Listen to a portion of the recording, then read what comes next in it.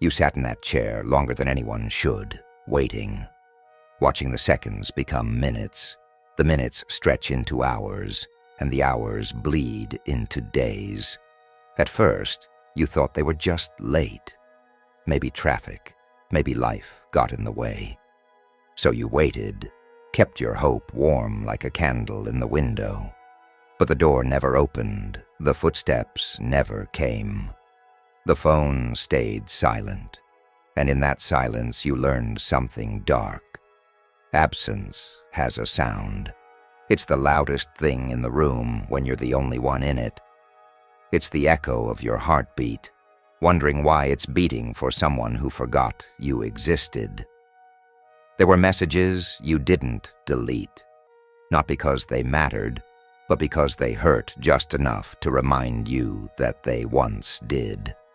The unread ones, the dry "I'll let you know" texts, the calls that never rang back. You stared at those screens like someone staring at a grave, looking for signs of life from something long dead. You told yourself, they care. They're just busy. But time has a way of peeling off masks, and the longer you waited, the clearer it became. They weren't coming back, not because they couldn't, but because they chose not to. And that's what shattered you the most. Not the leaving, but the choice to leave you there, waiting. You started to disappear, didn't you? Not all at once. Number. It's never that merciful. First your voice dimmed. You stopped speaking your truth because no one listened. Then your laughter became quieter. Then your steps, so careful, so hesitant, barely made a sound. You became a ghost in your own life, haunting rooms where you once danced. The world kept spinning, but you stood still. You weren't just left, you were erased. People walked past you with eyes full of purpose and mouths full of lies. They said they'd always be there, said they'd ride with you to the end. But when the road cracked and the rain came, they jumped ship without a backward glance. And the cruelest part? You still hoped they'd turn around. You tried to scream once. Tried to tell the world that you were still here, that you mattered. But your voice didn't carry. It dissolved into the noise, into the scrolls, the likes, the artificial affections. You weren't dramatic enough, not loud enough, not broken enough in a way that made people care. And so the world ghosted you, not by mistake, but by design. Because people only show up when your pain entertains them. They told you to be patient, that everything happens for a reason, that what's meant for you won't miss you. You swallowed those lies like medicine, hoping they'd cure the emptiness, but they didn't. They just sedated it, made you docile, made you compliant. You were told to wait your turn, but no one ever told you the line was a lie, that the door they promised wasn't even real, that you were standing in front of a wall dressed like an opportunity. Time didn't heal you. Time mocked you. It watched you suffer, watched you spiral, watched you convince yourself that if you just held on a little longer, someone would finally see you. But no one did, because patience without action is a cage, and you were the prisoner, holding your own keys, waiting for permission to escape. The worst part wasn't even the waiting. It was watching everyone else move on, watching them laugh, succeed, love, watching the very people who left you in the dark go bask in someone else's light. And you stayed, loyal to their absence, faithful to a promise they never meant to keep. You began to rot in that waiting room, not your body, but your spirit. Your dreams grew tired, your fire dimmed. You'd look at yourself in the mirror and not recognize the person who once had dreams too loud to be ignored. You stopped planning, stopped hoping, because hope started to feel like a weapon they used to keep you quiet. And still, you waited. You built altars in your mind, to people who wouldn't spit on your fire if you were burning. You worshipped the idea of being chosen, of being seen, of finally being enough for someone to show up. But that's the thing about hope. It doesn't always save you. Sometimes it chains you to the floor, whispering just a little longer, while your soul bleeds out beneath it. Hope can be beautiful, but left unchecked, it becomes a curse. It convinces you that your suffering has meaning, that maybe this is your test, that maybe if you endure long enough, someone will hand you a reward. But life doesn't pay out like that, not when you wait for others to notice your worth. You thought you were strong because you stayed, because you waited with grace, because you loved without return. But that wasn't strength. That was surrender. That was silence. That was self-abandonment. You began to shrink yourself to make space for their indecision.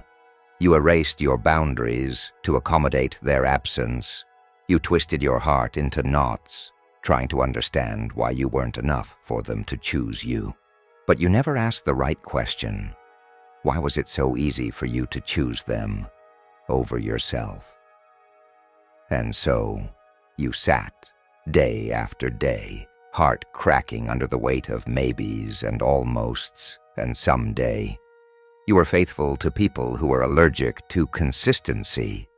You were loyal to the ghost of what could have been.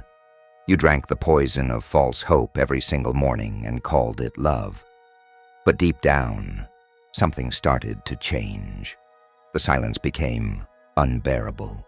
The chair too cold, the air too still. And for the first time, you looked around, not to see if they were coming, but to realize they weren't, not ever. And in that moment, on the edge of collapse, something powerful stirred inside you.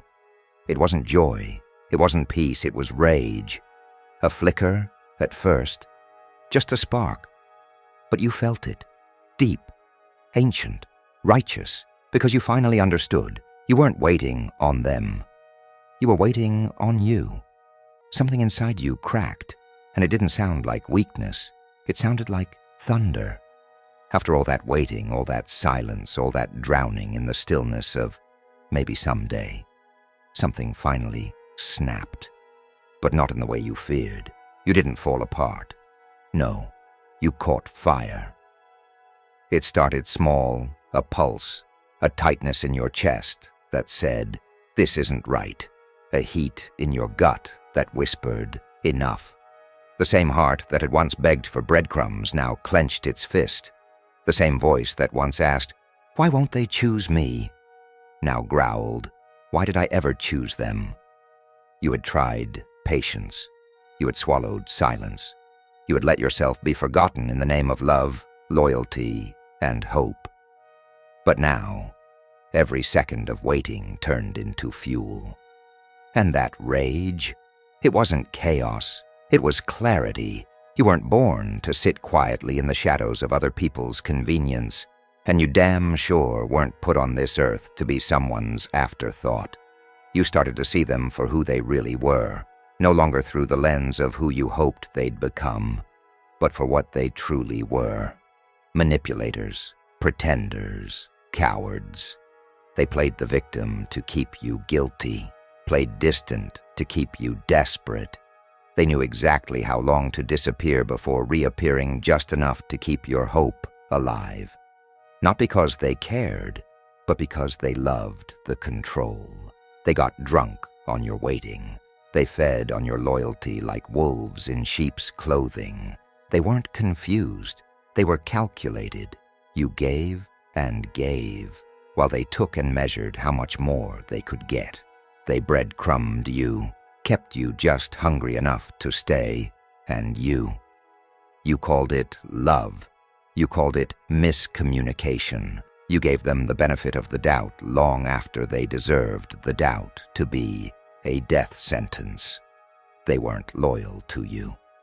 They were loyal to your access, to what you made them feel. You were their mirror, their emotional sponge, their escape route. but they never intended to stay. They only needed you when the world didn't applaud them loud enough, and when they found someone else to clap. You became invisible again. You weren't the first choice, you weren't even the second. You were the backup plan, the placeholder, the one they thought would always be there if the other doors closed. They didn't love you. They loved the idea that you'd never leave, that they could come and go as they pleased, and you'd still be standing in that same damn spot, arms open, heart bleeding, saying, "It's okay, I understand." But you don't understand anymore, because now you see it. You weren't waiting out of love. You were waiting because they convinced you that's all you were worth. And now, that illusion is dead. You buried it. Buried the texts, the voice notes, the maybe someday plans. Funeral style, shovel in hand, dirt over promises. You held a funeral in your heart for the version of yourself that begged to be noticed, that shrank to be loved, that bled to be enough. That version, gone, buried beneath every lie they whispered to keep you tame. You stood at the gravesite of your innocence and didn't cry. You burned the bridge and warmed your hands over the flames. And with the ashes, you began to rebuild. Not a version of yourself they could love, but the version that would never need their love again. Because that anger, that fire inside you, it wasn't a curse. It was your resurrection. They taught you to fear your own rage, told you it was ugly, told you to be polite, to forgive, to let go. But what they really meant was, stay small, stay quiet, stay broken enough for us to handle you. But anger is not weakness, it's not chaos, it's not irrational, it is sacred, it is holy, it is the heartbeat of justice. It is the moment your soul decides it will no longer be collateral damage in someone else's cowardice. Your rage is the fire that burns the lies they dressed as love. It is the hammer that shatters the mirror they made you shrink inside. You are not crazy for being angry.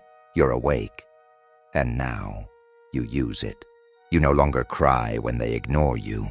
You no longer plead when they leave. You don't chase. You don't beg. You don't apologize for outgrowing the cage they tried to keep you in. You move.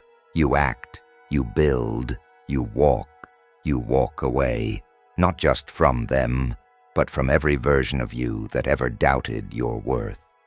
And when they return, because they always return, you won't be waiting. You won't even be looking, because you've already taken your first step into freedom. And you didn't need their permission to do it. You didn't walk out of the waiting room. You burned it to the ground, not out of vengeance, not out of bitterness, but because it no longer deserved to exist. That room was a temple of your suffering, a cathedral built out of false hopes, unfinished apologies, and one-sided effort. And when you struck the match, you weren't destroying your past. You were cremating it. You watched the curtains go up in flames, watched the chair you sat in for years melt to ash, watched every unanswered message, every ghosted moment, every time you swallowed your pain for the sake of peace, burn. The smoke didn't choke you. It freed you. You didn't run from the fire. You walked through it, because sometimes the only way out is through the blaze. And from that fire, you emerged, not healed, not perfect, but reborn. This isn't some polished fairy tale where everything suddenly feels okay, number. This is the slow, sacred birth of someone who remembers who the hell they are. The rise of the unreachable, the evolution of the hunted into the storm. You don't live in that room anymore. You don't live in the ache. You don't pace the floor hoping for their return. You've changed the locks, burned the blueprints, and left no forwarding address. They can't reach you now, not because you're hiding, but because you've risen. You've become someone new, and not the version of you they ignored, the version you were always meant to be, the one that doesn't flinch at silence, the one that doesn't chase ghosts, the one who doesn't mistake attention for affection. You've become emotionally unreachable, not numb, but guarded, not bitter, but discerning. You don't hand out access like candy anymore. You understand now. Access is sacred, and those who didn't value it don't get another chance. You used to beg for crumbs. Now they can't even afford a glimpse. You walk differently now. There's something in your step, a rhythm, a weight. You no longer move like someone hoping to be seen. You move like someone who sees themselves, fully, fiercely, finally.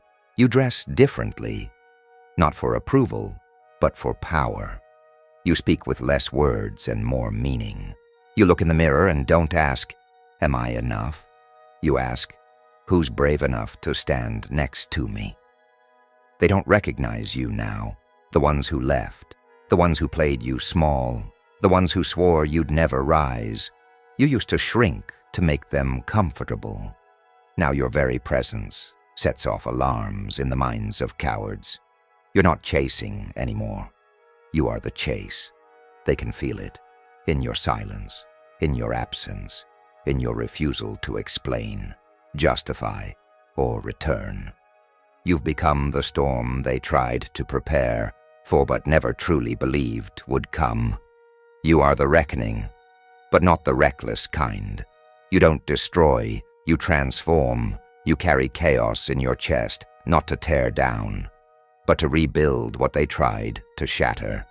You've become power wrapped in peace, rage balanced by restraint. You're no longer loud for validation, you're quiet for control. You choose silence now, not because you have nothing to say, but because not everyone deserves to hear you. Your silence is not a void, it's a message, a boundary, a fortress. They used to confuse your silence with weakness. Now they confuse it with mystery. But it is neither. It is command. You've learned the art of the sacred no, the blessed unavailability, the divine redirection. You don't respond to every knock. You don't answer every call, because not everything that asks for your attention is worthy of your energy. And in that silence, something sacred speaks, not from the outside, but from within. The mirror doesn't just show a face anymore. It reflects a force. You look into it and finally see you, not the watered-down version, not the one desperate to be loved, not the one who waited in a burning house for someone to return with water. You see the truth. You were the fire all along, and now you own it. You hold yourself accountable, not for being too much, but for pretending you were less.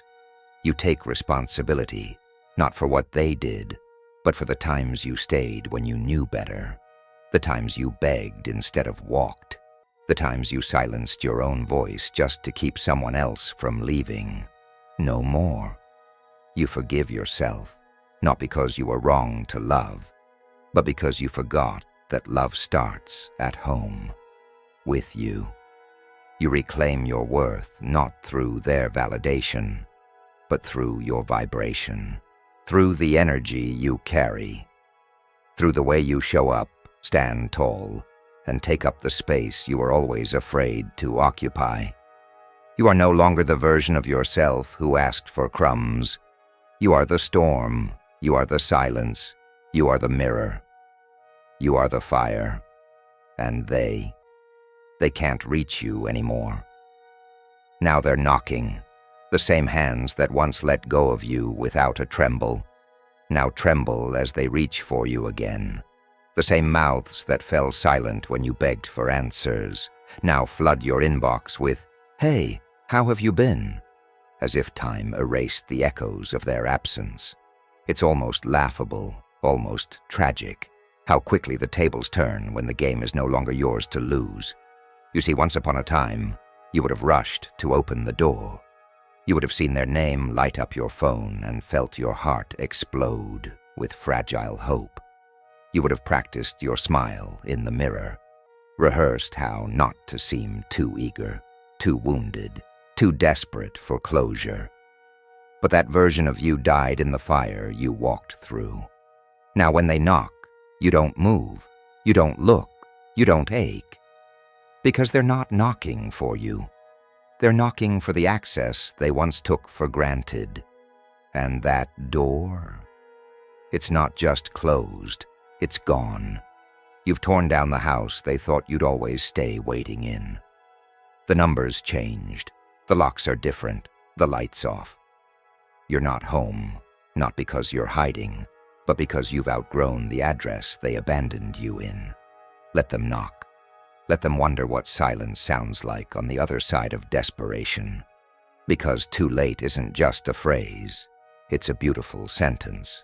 It means you no longer need to explain why you stopped trying. It means the version of you that once needed them has evolved into someone they can't even recognize. They come back looking for the wound they left. But all they find is a scar they no longer have the right to touch.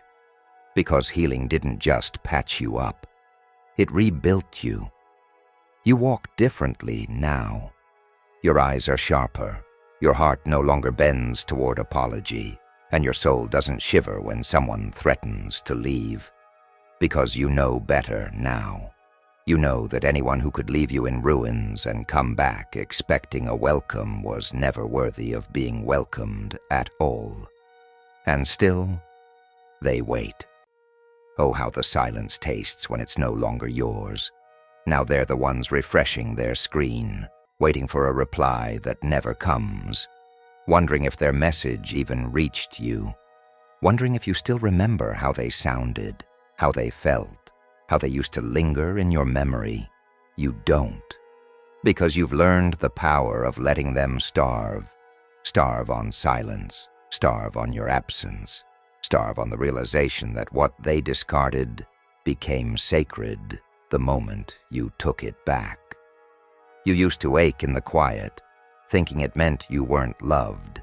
Now you wield silence like a blade, cutting ties, cutting illusions, cutting every rope that ever kept you tethered to people who never had the strength to hold you. You've become what they fear, untouchable. Not because you built walls, but because you built wings. They can't reach you, not because you're angry, but because you've ascended, emotionally, spiritually, mentally. You've entered a realm where people like them suffocate, where accountability breathes and manipulation dies. They can't fake their way back into your life anymore. You see through the charm, through the excuses, through the "I've changed." They haven't, but you have. You used to walk in circles, praying for their return. Now you move in straight lines, forward, onward, upward. You don't pause for echoes. You don't wait for ghosts. You don't answer what you've already outgrown. And that's the most ruthless form of healing. Detachment. Not bitterness, not revenge. Just nothing. No reply, no reaction, no emotion left to harvest. Because the moment you stopped needing their apology, you took back your power. The moment you stopped checking if they were watching, you became invisible. In the most divine way. You forgive nothing. You forget everything. Not out of spite, but out of sovereignty. They will remember what they did. They will replay it in their heads. They will write messages they'll never send. They will try to reconnect with a version of you that no longer exists. But you won't see it. You won't hear it. Because you're gone. Not just out of their life, but out of their league. They lost you. Not because you disappeared, but because you evolved. They used to think your silence meant submission. Now they understand. It means freedom. The phoenix walks alone. Not in sorrow, not in exile, but in command. Head high, shoulders square. No footprints behind, only ashes. Ashes of what was done to you, of what you tolerated, of who you used to be. There's no nostalgia here, no lingering what-ifs. Just the quiet, powerful certainty that you are no longer breakable. You're not walking away to escape. You're walking forward to claim. Claim the life they thought they stalled, the soul they tried to shrink, the purpose they mistook for passivity. They thought they put you on pause, but they were never the ones holding the remote. This walk, it's not a retreat, it's a coronation, because now you walk like fire in human form. Slow, sure, deadly to the lies that once kept you small. You're not waiting at the edge of their world.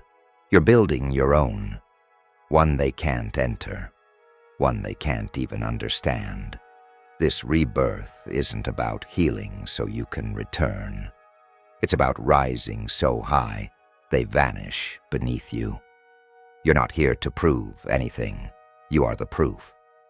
Proof that abandonment doesn't end you. It builds you. That loneliness doesn't kill you. It carves you. That silence isn't your enemy. It's your echo chamber. Everything they broke became the bricks in your fortress. They shattered your trust.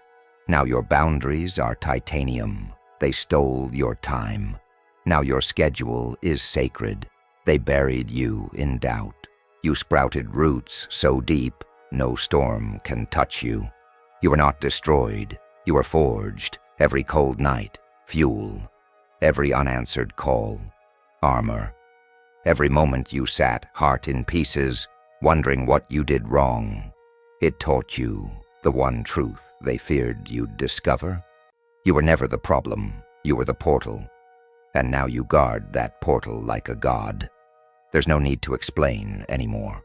No more letters drafted, voices raised, tears offered to the undeserving. Your silence now holds more weight than their loudest apologies. Your indifference, a language they'll never speak. Because you're unreachable now, unshaken, unapologetic. Not because you hate them, but because you finally love you. And love, real love, builds walls where boundaries were once bulldozed. Love, real love, says, I don't have to answer just because you remembered I exist. I don't have to open the door just because you realized what you lost. You don't need closure when you've built a kingdom with your own hands. And now, they fade. Exactly as they feared, they scream into silence, cast their shadows toward your light. But you don't flinch. You don't turn around. You don't even feel it. Because the truth is, they made you wait.